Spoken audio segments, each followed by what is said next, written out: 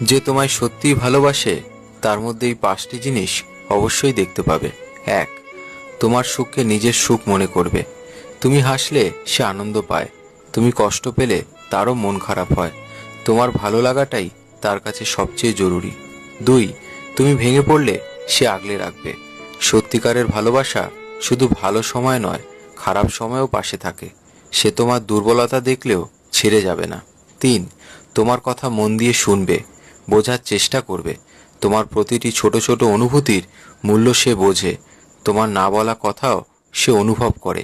4, তোমার জন্য সময় দেবে, ব্যস্ততা নয়, অজুহাত হবে না।